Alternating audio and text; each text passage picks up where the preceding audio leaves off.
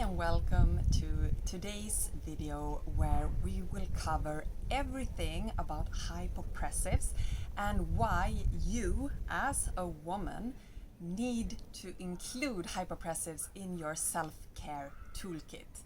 It's such an amazing method that just all women should have known from, at least when they started to get their menstruation, I believe, because the pelvic floor is so delicately connected to hormone production, how we are feeling mentally, if we're stressed, and so on. And of course, once a woman comes to the phase where she is pregnant, giving birth, but also the time after and perimenopause, menopause, the pelvic floor is a big component in all of these different phases for a woman. So to have hypopressives handy as a tool for your self-care is the best advice I can give to anyone. Also, if you want to prevent any pelvic floor dysfunction, hypopressives is definitely the method to practice continuously. What conditions can hypopressives help with? As I already mentioned, of course, pelvic floor dysfunction, which includes prolapse, incontinence, pelvic pain, vaginal wideness, low libido, low back pain. All of those are connected to pelvic floor dysfunction, even hip pain, but they might also be due to other reasons. So other reasons to practice hypopressives, one of the most amazing things that I have heard from women, I believe, because it just says so much about the method, is that actually their spine became a couple of millimeters up to centimeters taller. So they actually became taller from doing hypopressives, and our spine needs that so badly. When I teach yoga, I always ask, why do we work a lot with the spine? And not all people can answer. So we need to reflect, what's inside the spine? Well, it's actually our central nervous system that runs through the spine. So it's, the spine, it's not, only the posture which is connected to the spine and why the spine is really important, especially in pelvic health, but in general health, because we need to have, a strong foundation in form of posture and chest positioning to breathe optimally, and the breath is connected to any health issues. I love that, women actually experience becoming taller from doing this method. And I'm going to go into the reasons and the more technical aspects very soon. But I love that one. Also, low libido. It might not be that you have pelvic floor dysfunction, but you can anyway face low libido, especially as a woman. And hypopressives is amazing for that. Same thing with low back pain, hip pain, so any pain around this area, because what happens when we practice hypopressives is that we take the pressure that is always there downwards to all these areas and lift it up, and we put the pressure upwards instead. It helps also with diastasis recti, which many of you already know, and also hernia, which is connected to diastasis recti if you have maybe a more severe diastasis recti. It's just a wonderful method that is also very helpful for the mind. It calms the mind because we practice this breathing, deep breathing, and at the same time when we hold our breath, that definitely creates a calmer frequency of the thoughts that arises, which is completely natural, and it's okay, we are humans. But it's nice to feel this calm, still space inside of you. So working with the nervous system, not only physically by really increasing the length and elongating the spine, giving the nervous system more space and circulation, but also mentally with the nervous system because it calms us down.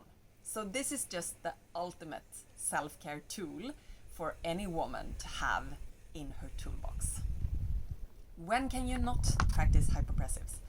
So for a woman, when you are pregnant, you can do the foundational things in hypopressives. The foundational components are alignment and lateral breathing. And these are the two components in hypopressives that will really give a good benefit in your body. So you don't need the apnea. I know that many women just want to, move forward kind of to the apnea, and it looks so cool when you kind of suck your belly up and in and so on. Especially when we are pregnant, we need to be careful, and baby comes first, of course, but practicing the alignment and the breathing is a great preparation, not only for birth, but also for the postpartum time, which many talks about, your doctor says it's about 6 weeks. You might have heard about the 4th trimester, which is 3 months. I believe it's a couple of years. So you have time after pregnancy to start to add even the apneas for your recovery. Other conditions where we do not want to practice hypopressives, I'm just going to tell you generally, so you need to look it up if you feel this might be the case for you. So when we are practicing hypopressives, as I said before, what we do is that the pressure now from all the inner organs, the whole torso is downwards, and of course from gravity. So what we are doing in hypopressives is that we create a suction-like motion in the belly, and we lift the pressure off the lower part of the torso, and we lift the pressure upwards. It's an amazing feeling if you haven't tried it, but we need to be careful if we have had any issues above the diaphragm, because that is where the pressure will turn when it can't turn downwards. So if you've had any lung issue, if you've had any heart issue, if you've done any surgery up here, you need to be careful and always check with the hypopressives teacher if this method could be fine for you. Also, of course, if you've had any surgery, maybe for diastasis recti, C-section, vaginal surgery for different reasons, we need to make sure that we are recovered from that surgery. So we don't want to rush into anything too fast. Just make sure that your body has the time to heal. So how do you actually practice hypopressives? Well, in our online course at MoonRise, we have thought every single step through very carefully. We start with the alignment, and we spend quite a lot of time to really practice alignment, because if you don't have the right alignment, you will not get the full benefit of hypopressives. So what is the alignment then? What we want to do with the alignment is to activate the myofascial slings throughout the body. And the myofascial slings, you might have never heard this term before. It's fascia combined with muscles. And what research is showing now is that actually this change comes diagonally over the body. So for example, we have a myofascial sling that comes from the left foot. It goes on the back side of the body through the pelvic floor and the hips all the way up to the right shoulder. And of course, it's the same thing on the opposite side. So we have these slings. It's kind of like chains that runs through the body. And if we're activating the myofascial slings, we can activate the fascia in a completely different way in this area, the pelvic floor, the belly, the hips and everything. So that is the purpose of the alignment, which also makes hypopressives not just an exercise for this area. It's a global exercise. It's a holistic exercise for the body. It includes the whole body, even how you position your chin, your neck, everything is involved. So I'm just going to show you quickly now how to align in a seated position so you get an idea. And you can actually try this as I am doing it if you're up for it. So for the seated position, cross-legged is a really nice version. You need to make sure not to have your knees up like this. So if you are, put a couple of pillows underneath your bum, or make sure that you can sit in a relaxed way, because again, we really want to elongate that spine in this exercise. And what we always want to do now to activate the myofascial slings is to keep flexed feet. In all positions, we keep flexed feet. So we want to reach with the toes toward the knee. Okay? Always. When we're standing, we're doing that naturally, so we don't have to think about it the same way. When we're sitting, we need to activate the feet, and it can feel quite strange to do this. And we want to also activate the legs here. So what we want to have the sensation of is that we are pulling with the feet in this direction, so that the knees separate, but we are still. So it's just that activation of the legs. And just this activation is actually quite challenging. For me, when I started with hypopressives, I couldn't hold the positions for the full practice. I had to take breaks. It's intense muscle work. Okay, so now we have the positioning of the pelvis, the positioning of the legs. We want to root, of course, the sitting bones down, otherwise we won't be able to elongate the spine. So this is the foundation for the lower body. Now we have the arms, and we want to do exactly the same thing with our arms as with our feet and legs. So the same thing with our hands, we're gonna flex them, and we're gonna put them on top of our thighs. Now we want to start to press here. So we want to press the hands into the thighs, and at the same time, we also want to press our elbows out toward the side without them moving. Same type of engagement as this one for the legs. So it's like our arms want to move in this direction, but we're pressing down, we're pulling, and really keeping a firm foundation in the whole body. It's like if someone would come and try to push us, nothing would happen. We're like a mountain. That's the foundation for all hypopressives postures. So from this, we need to make sure that we're not dragging or drawing our shoulders toward our ears. We always want to create a lot of space here, lifting the chest and the heart without misaligning the natural curve in the spine.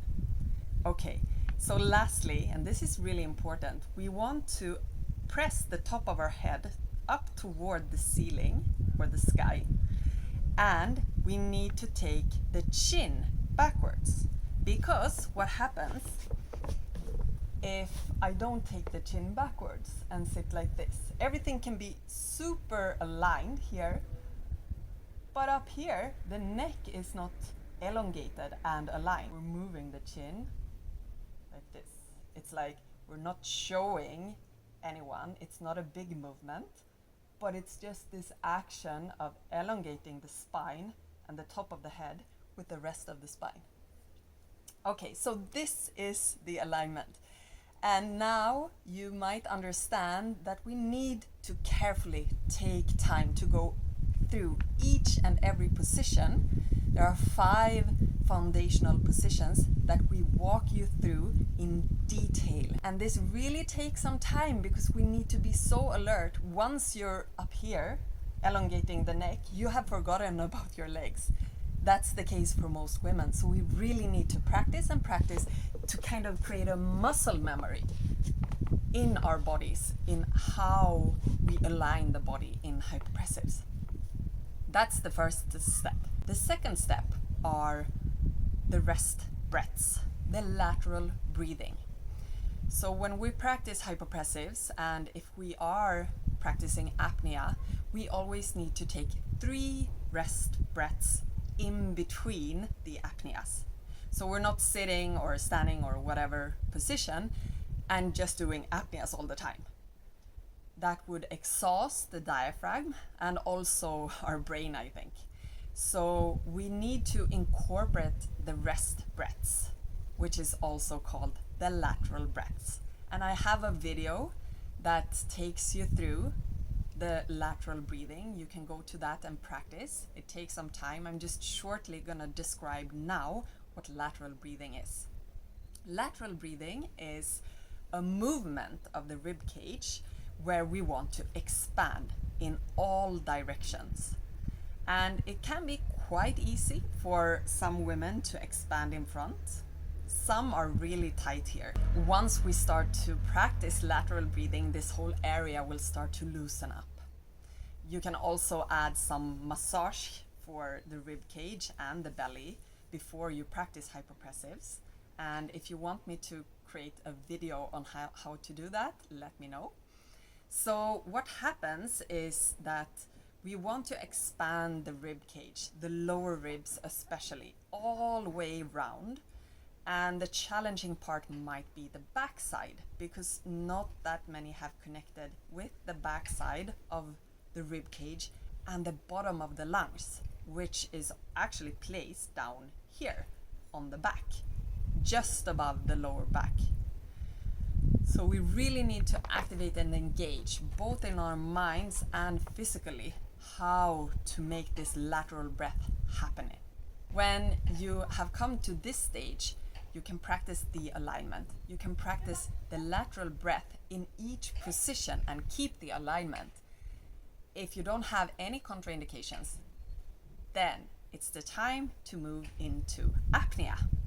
So you understand, it really takes some time to build this foundation and fundament for entering the apnea, which is actually not the biggest part if you're looking for the benefits that hypopressives can give you. Apnea, it's like the icing on the cake. It's like, I don't know, 5-10% of the whole exercise. So the alignment and the breathing is what you really need to practice continuously to start to see changes. Also with the apnea, for women who starts to practice, and it's really challenging. Some women have pain from it, they get dizzy, it just don't feel good in their bodies. I always recommend to try and just do the movement of the apnea and then let it go immediately.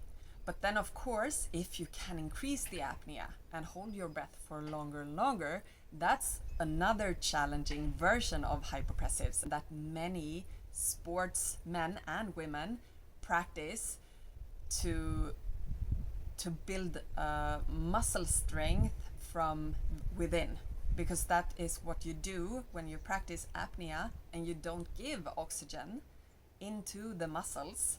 That will create a bigger resistance inside the body and inside the muscles, and the muscles will slowly build from that resistance. So it's like weight training, but without weights. For those of you who have never seen an apnea, I am going to show you now in the quadruped position. And if you've never practiced hypopressives, don't follow me now. Make sure that you have a teacher or someone who can look at your alignment and breathing before you start to practice apnea.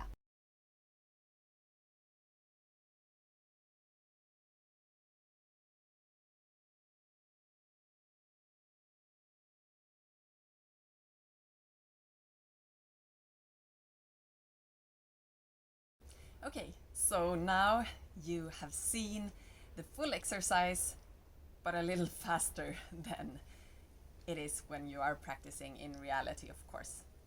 So when should you practice hypopressives? Throughout the day. And how often?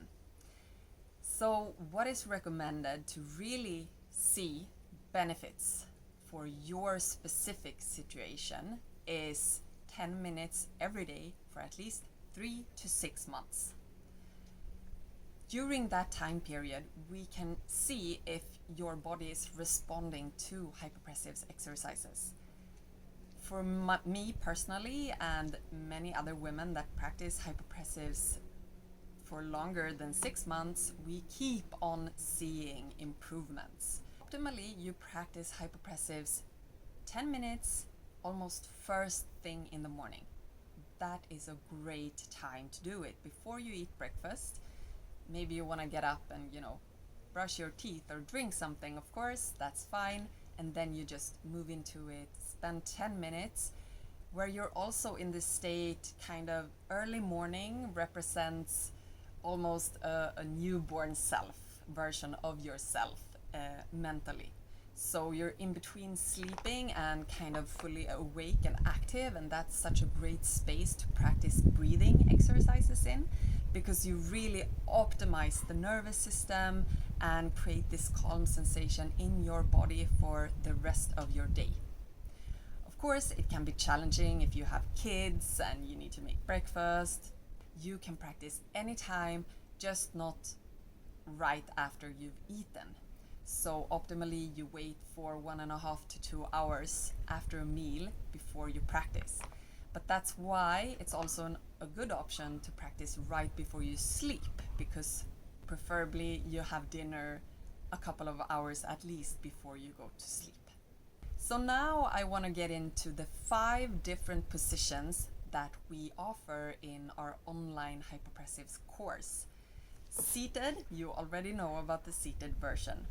The next one is the quadruped.